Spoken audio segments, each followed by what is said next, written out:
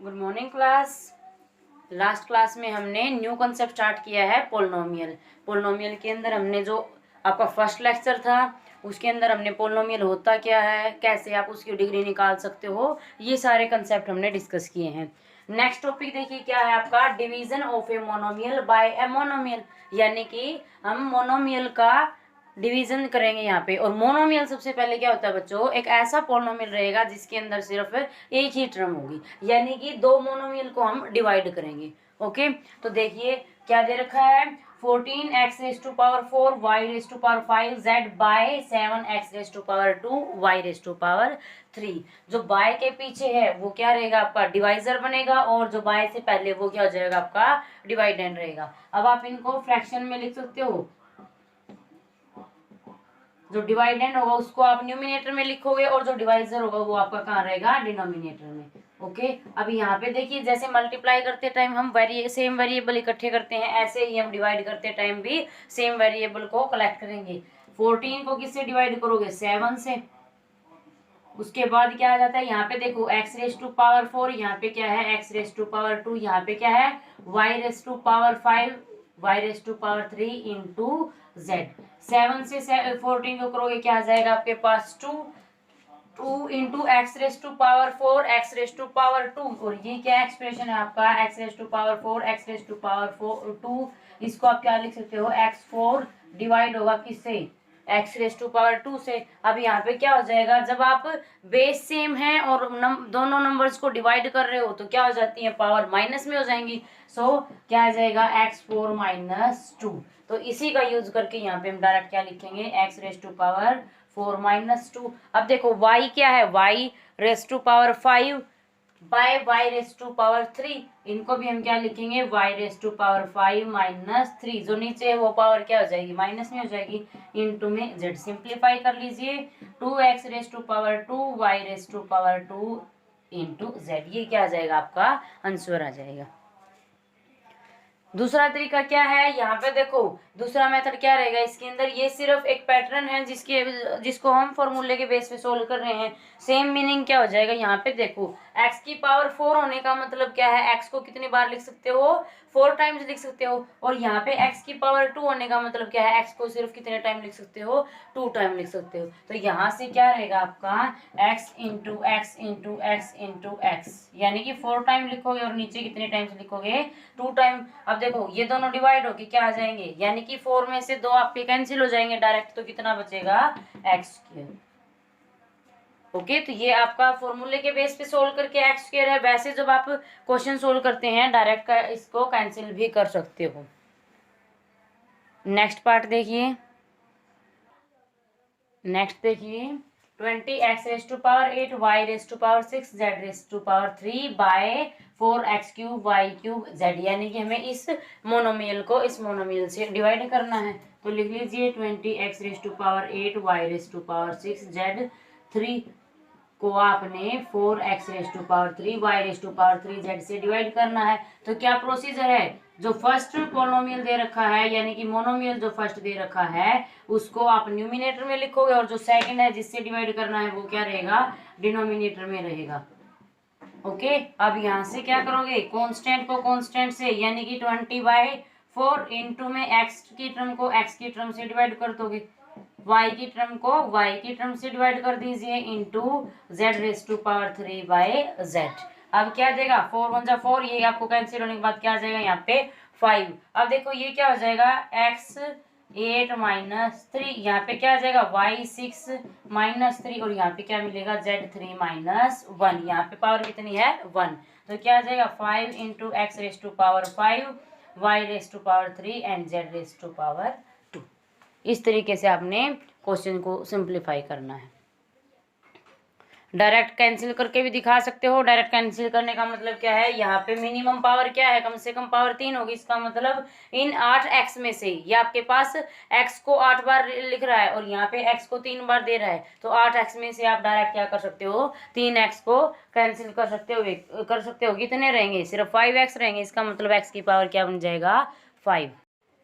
Next क्या है, divide -88 p raise to power 4 q raise to power 3 r raise to power 2 by -11 p raise to power 2 q raise to power 3। तो bye के बाद वाला क्या है आपका डिवाइजर होगा और ये क्या बनेगा, डिवाइडेंड हो जाएगा। लिख लीजिए -88 p raise to power 4 q raise to power 3 r raise to power 2 -11 p raise to power 2 और q raise to power 3।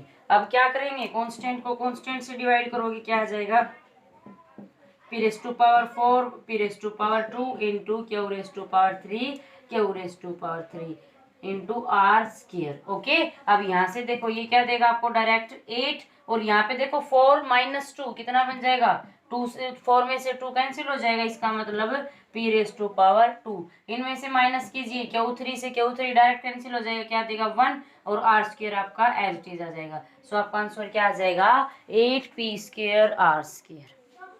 Okay, next देखिए,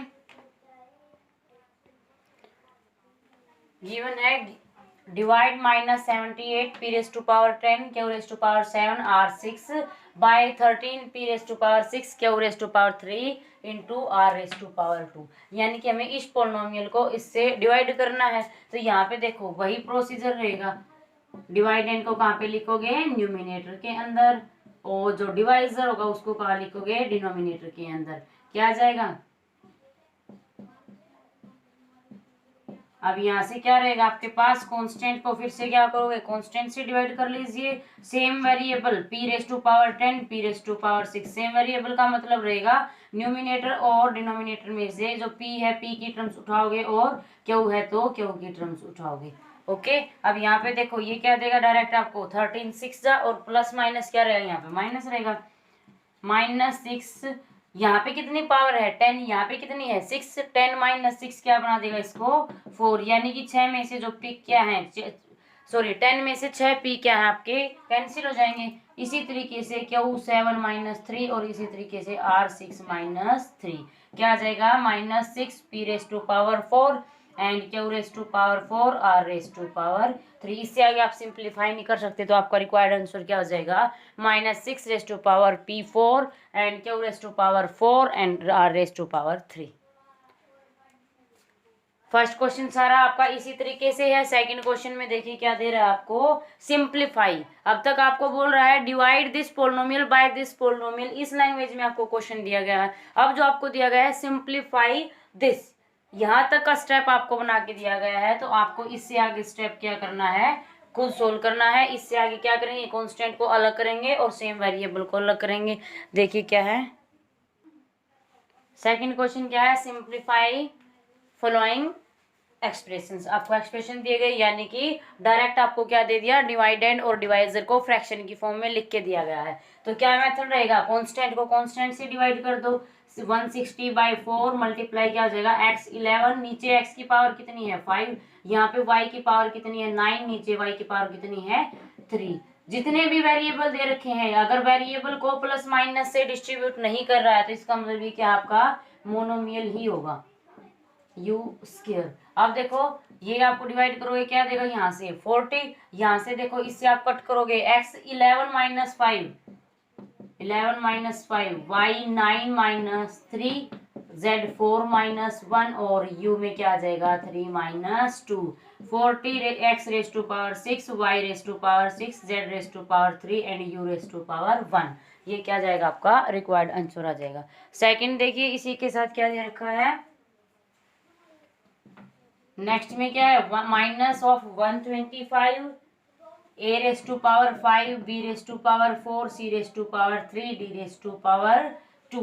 उसके बाद क्या दे रखा है आपको, -5 a रेस टू पावर 2। उसके बाद वेरिएबल क्या है आपका b स्क्वायर एंड c और d जो है आपके सिंगल पावर के अंदर दे रखे, ये क्या आ जाएगा। ठीक है, अब क्या करोगे, यहाँ से आप वही प्रोसेस रहेगी, कांस्टेंट को कांस्टेंट से डिवाइड कर दीजिए, यानी कि -120/5, यहाँ से क्या जाएगा a raise to power 5 a raise to power 2 b raise to power 4 b raise to power 2 c raise to power 2 c into d raise to power 3/d। सिर्फ हमने वेरिएबल को पार्ट में लिखा है, पार्ट का मतलब हमने अलग अलग किया है इनको सिर्फ। डिवाइड कर दीजिए। जैसे ही 5 के टेबल रीड करोगे ये क्या देगा 25, यानी कि -25। यहाँ से क्या है A 5 - 2, B 4 - 2, C 2 - 1 and D 3 - 1। क्या आ जाएगा -25 A⁻³ देगा। उसके बाद B⁻² क्या देगा 2 देगा आपको। उसके बाद C⁻1 एंड D⁻²। ये आपका क्या आ जाएगा रिक्वायर्ड आंसर आ जाएगा। लास्ट देखिए, given that 82 A⁸8 B⁸8 C⁸8 and divide में क्या है 2 A⁴4 B⁴5 C⁴3। क्या करोगे वही प्रोसीजर है बिल्कुल, पहले कांस्टेंट को डिवाइड करोगे, उसके बाद सेम वेरिएबल को सेम वेरिएबल से डिवाइड करोगे। तो यहाँ पे क्या देगा दिस गिव्स यू 41। तो क्या आ जाएगा 41 A⁴4 और A⁴8 क्या बन जाएगा बाय यूजिंग फॉर्मूला। यहाँ पे लिखना है A⁴8 और 4 आपका कैसे आ रहा है बाय यूजिंग दिस कंसेप्ट, यानी कि x⁻m by x⁻n। Base same है, पावर डिवाइड कर क्या हो जाएंगी डिवीजन के अंदर सब्ट्रैक्ट हो जाएंगी, वही हमने अप्लाई किया है। बेस सेम है और डिवाइड कर रहे हो तो क्या आ जाएगा 8 - 5 C 8 - 3 41 A⁴4 B⁴3 and C⁻5। सो 6.2 में जो है आपका कंसेप्ट वो यही रहेगा, division of a monomial by a monomial, यानी कि मोनोमियल से ही मोनोमियल को कैसे डिवाइड कर सकते हो। तो सारा प्रोसीजर वही है। जैसे मल्टीप्लिकेशन के अंदर क्या करते हैं कांस्टेंट की मल्टीप्लाई कांस्टेंट के साथ करोगे, वेरिएबल की मल्टीप्लाई वेरिएबल के साथ करोगे। यही तरीका आपका डिवीजन में फॉर्मेट होगा।